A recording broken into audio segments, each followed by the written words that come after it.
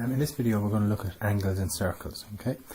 And what we need to know from this is that the angle in a semicircle is always 90 degrees, okay? So if I take a semicircle here and I draw an angle, or I draw a triangle from here up to here, back down again, this angle here will always be 90 degrees.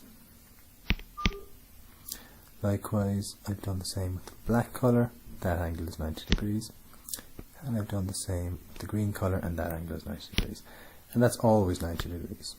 Okay, let's prove it.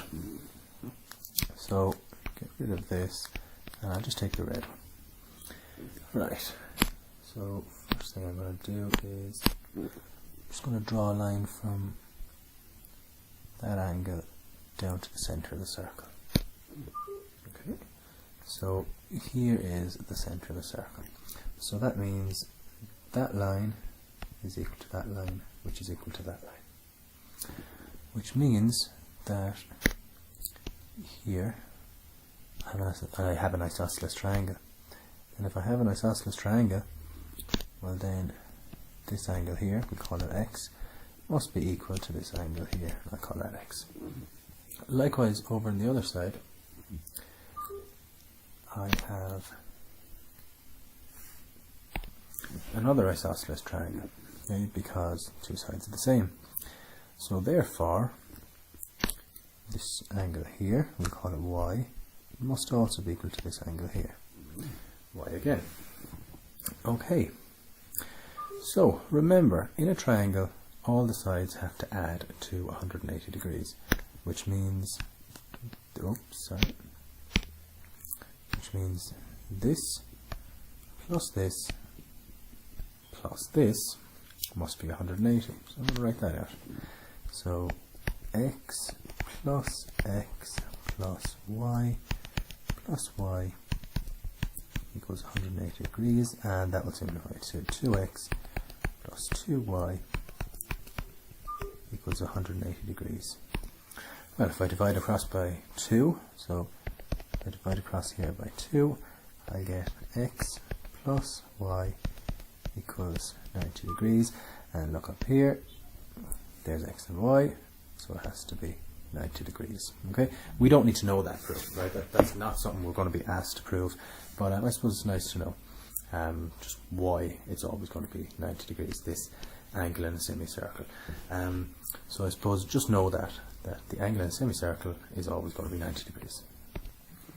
Okay, so this next one, the angle subtended at the centre of a circle is twice the angle at the circumference. Okay, right, that's just a long-winded way of saying this angle here is going to be twice that angle, right?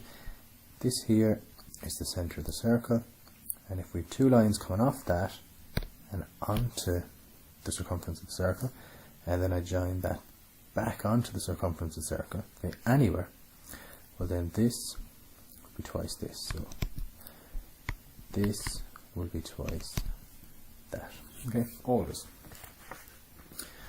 There's a few things then that we I suppose we can deduct from that, okay, and they're called corollaries. So corollaries. And corollaries are just things we know from proving a theorem, okay. So well, here's one thing we know.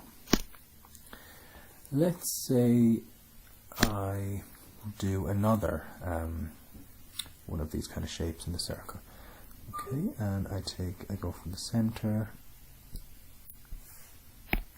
okay, on the same line here, so from the center out to here, and the center out to here, but this time now I just bring my lines to a different part of the arc. Oops. Okay, back down to here. Right, so I'm going to call that y. My question is, does this equal this? Yes, it does. Here's y. We know that here is x. We know x is half that. Y is also the same. Have a look at this. Get rid of all that. Y must be half that also. Okay? Because, again, it's the angle subtended at the center of the circle. It must be twice the angle of the circumference. So that means this must be twice that. Well, if 2x is twice y, 2x is also twice x, well then by that reason, x and y must be the same. Another corollary, or thing we can deduct from this, okay, is that opposite angles in a cyclic quadrilateral add to 180 degrees. Well, how do I know that? Okay, let's have a look at this. Okay, now based on that, I can say that, I look at these two bits, I can say that this bit here is twice that, okay, based on what we've learned earlier. So if I call this x, I call this 2x. Now let's look at this one. Again, it's just an upside down version of what I've done already, but I can say, well, this here is twice this. So if I call this y, I must call this 2y. Now look, we have a circle here. So that's going to add to 360, so 2y plus 2x equals 360, divide by 2 across, y plus x equals 180 degrees. And look, they're opposite angles of the quadrilateral, so they add to 180. Okay, nearly there. Again, by that theorem that we've just looked at, we can also prove again that the angle in the semicircle is right angled. Here's y, there's the centre of the circle. I look at this angle here, that's a straight line, so that must be 180. So this bit up here must be half that, which is 90. Okay, so we're after proving it again there. That's that. And I'm just going to label my sides, or my angles here, A, B, C for this one. And it says, in an angle standing on a chord, BC. Okay. So here's the angle, and it's standing on the chord, BC. Okay, a chord is something that runs from one side of a circle to the other.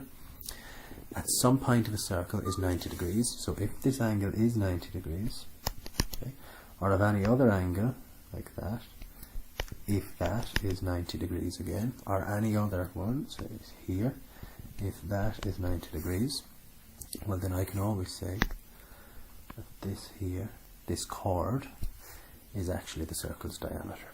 Okay. So we can use this information to suppose solve different questions. Lastly, we do need to know how to prove. We do need to know how to prove that formal proof of it. I'm not going to do it here because I have it done already in the proof section of this theorems that you have to learn. Right, so I've done that already. So look at that video if you don't know how to prove that. Okay.